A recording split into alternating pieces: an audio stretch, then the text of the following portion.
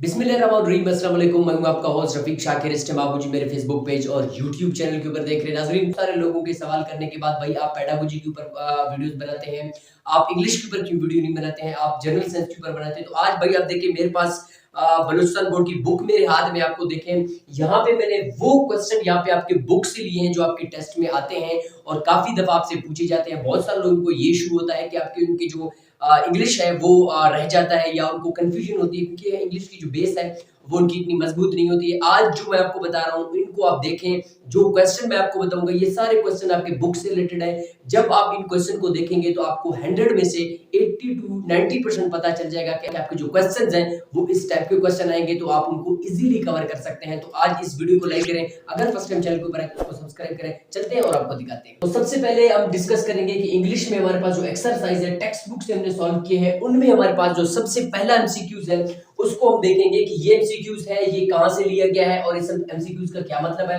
अब आप देखें कि आपके पास जो फर्स्ट एमसीक्यूज है वो आपके पास है एक नॉन से रिलेटेड। अब आपको कैसे पता चलेगा कि ये नॉन से रिलेटेड है, पार्ट्स ऑफ स्पीच से रिलेटेड है। अगर आपने इंग्लिश ग्रामर पढ़ा हुआ है तो आपके लिए कुछ भी मुश्किल नहीं है। इस वीडियो को देखिए, इंशाल्लाह आपको आज के बाद कोई कंफ्यूजन नहीं होगी। तो अब देखिए कि हमारे पास एक क्वेश्चन है एन आर्मी। देखिए एन आर्मी, आप इस चीज को नोट करें, ठीक है। An army is the example of, आपसे ये पूछा जा सकता है an army is the example of, क्या आर्मी जो है ना एब्स्ट्रैक्ट नाउन का एग्जांपल है, क्या आर्मी कंक्रीट नाउन का एग्जांपल है, क्या आर्मी कलेक्टिव नाउन का एग्जांपल है।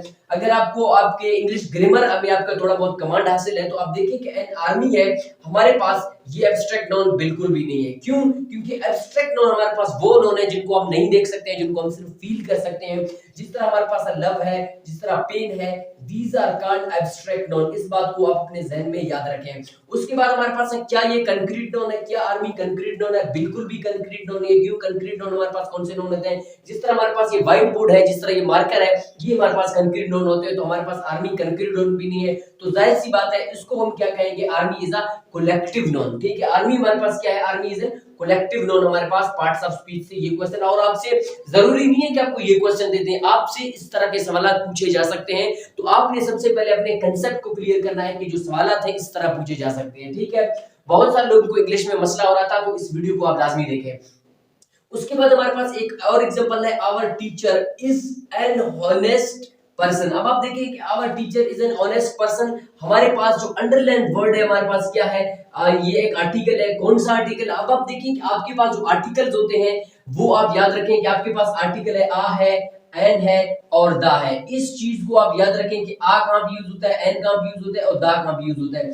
अब आप देखें कि आपसे पूछ क्या रहा है, our teacher is an honest man, underline article is, which article is. ठीक है, अब आप देखें कि सबसे पहले आपको आर्टिकल्स आने चाहिए।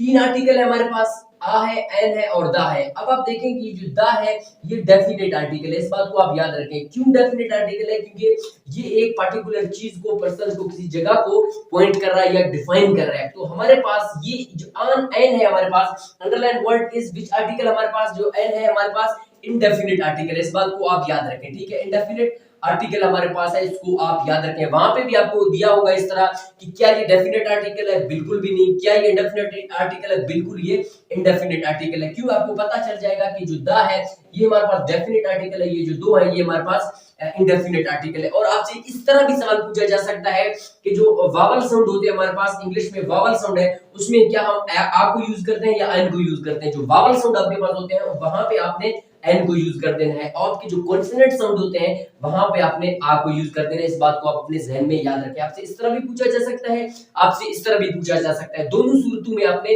इस चीज को अपने माइंड में बिठा के रख देना है। ठीक है, और उसके बाद हमारे पास नेक्स्ट सवाल है कि Ali Ali finish the work. ठीक है, ये हमारे पास एक पार्ट हो गया। उसके बाद है ही इज वेरी हार्ड वर्किंग। ठीक है, अब आप देखिए आपसे पूछ क्या रहा है। सबसे पहले आप सेंटेंस को देखें, उसके बाद आप ये देखें कि आपसे पूछ क्या रहा है सेंटेंस में। Ali finish the work, he is very hard working. Underline word is, आपके पास अंडरलाइन वर्ड वहां पे होगा जो या बोल्ड होगा या अंडरलाइन होगा। वर्ड आपसे पूछा जाएगा तो अंडरलाइन वर्ड हमारे पास क्या है, अंडरलाइन वर्ड हमारे पास क्या है, हमारे पास प्रोनाउन है। ठीक है, इस बात को आप अपने जहन में याद रखें। अब आप देखिए कि यहाँ पे आपको ऑप्शन भी दिए, क्या ये सब्जेक्ट है? बिल्कुल भी नहीं है। क्या ये ऑब्जेक्ट है? नहीं भाई, ये क्या है? ऑब्जेक्ट प्रोनाउन है। क्यों भाई ऑब्जेक्ट प्रोनाउन है? अब आप देखें कि आपके पास भी है, ये किस चीज को रेफर कर रहा है आपके पास, किसको डिफाइन कर रहा है आपके पास? अली को। क्यों? क्योंकि हम अगर यहाँ पे भी अली लिख दे तो ये गलत हो जाएगा। Ali finish the work, Ali is very hard working. क्यों? क्योंकि अली की जगह पे हमने इसका प्रोनाउन यूज किया। इस बात को भी आप याद रखें, ठीक है। तो आपसे इस तरह के सवाल भी पूछे जा सकते हैं।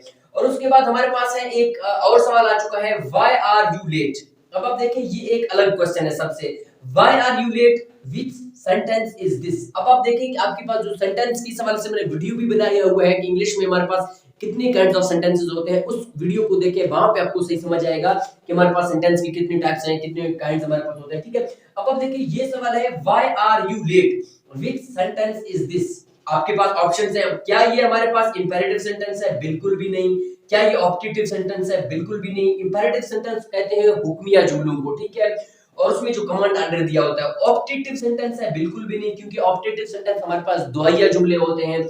क्या ये सेंटेंस इंट्रोगेटिव है? एब्सोल्युटली राइट, ये हमारे पास इंट्रोगेटिव सेंटेंस है। क्यों? क्योंकि इंट्रोगेटिव सेंटेंस की पहचान हमेशा क्वेश्चन से होती है, नंबर 1, और उसके बाद at the end we put question mark, या हम क्या करते हैं, क्वेश्चन मार्क को पुट करते हैं, इसी वजह से इंट्रोगेटिव सेंटेंस है। इस तरह के सवाल आपसे भी पूछे जा सकते हैं, ठीक है। उसके बाद हमारे पास एक और क्वेश्चन है, the boy is walking slowly. अब आप देखिए कि the boy is walking slowly. अब आपसे पूछ क्या रहा है सेंटेंस में, स्लोली इज, आपके पास पूछ रहा है कि ये जो पूरा सेंटेंस है इसमें the boy is walking slowly, आपके पास जो स्लोली है वो क्या है?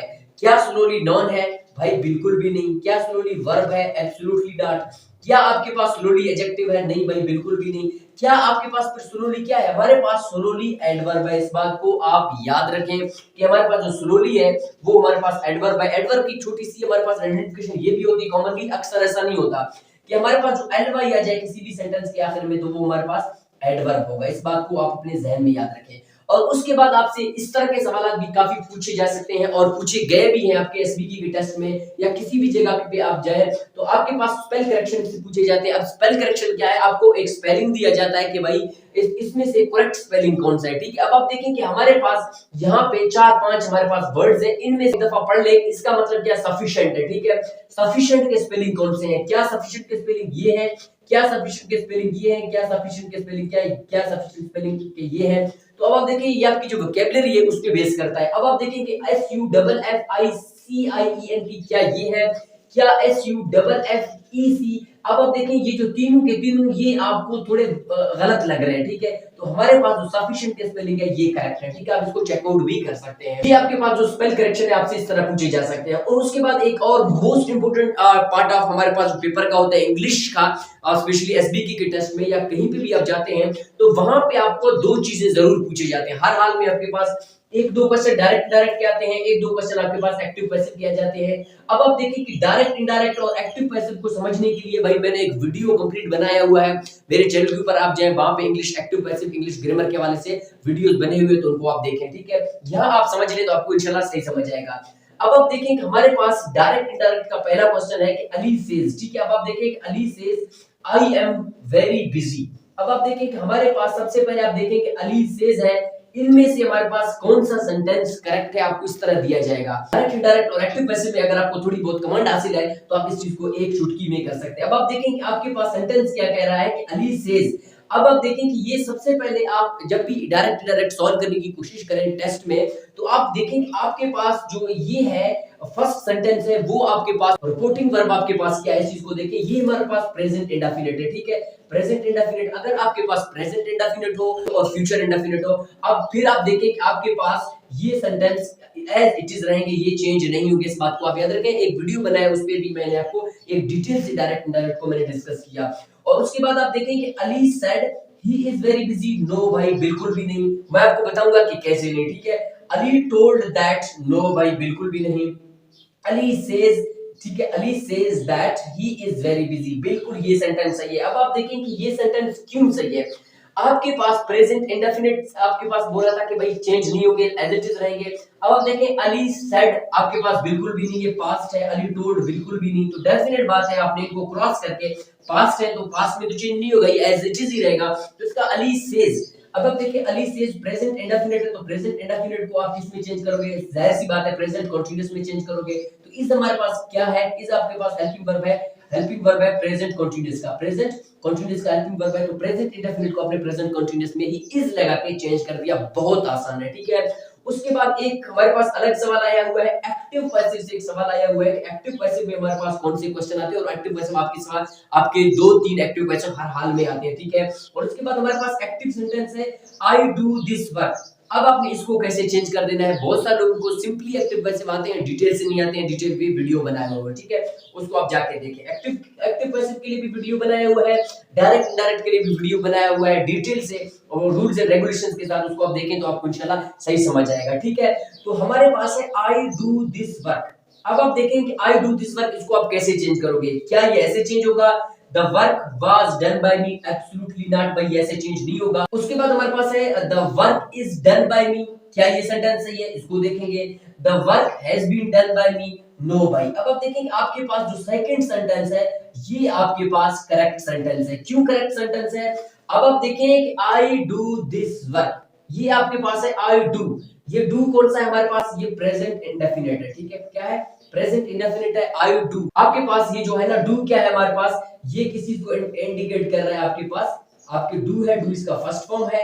और अब आप देखिए डू का फर्स्ट फॉर्म हमने यहाँ पे क्या किया? डन में चेंज कर दिया। एक्टिव पैसिव के रूल है, आप जाए वहां पे देखें, ठीक है। वाज है, वाज भी इसमें नहीं है, और हैज बीन तो इसमें है ही नहीं, तो आपके पास राइट ऑप्शन, करेक्ट ऑप्शन क्या है? ऑप्शन नंबर 2 है, the work is done by me. तो ये आपके पास एक सैंपल आपके पास एक्सरसाइज के कुछ क्वेश्चन है जो मैंने बुक से आपके पास सॉल्व किए हैं। तो इस वीडियो को देखें, इस वीडियो को अपने दोस्तों के साथ शेयर करें। आई होप कि आपको समझ आया होगा। फिर भी आपको समझ नहीं है तो कमेंट बॉक्स में दे, मैं कोशिश करूंगा इससे हट के एक और वीडियो भी बनाऊं ताकि आपको अच्छी तरह क्लियर हो। जिनके टेस्ट हो चुके हैं उनके लिए बेस्ट लक, जिनके टेस्ट होने वाले हैं उनके लिए मैं गुड लक, उनके टेस्ट हूं, और अल्लाह हम सबको कामयाबी दे। मिलते हैं नेक्स्ट वीडियो में, तब तक के लिए अल्लाह हाफिज।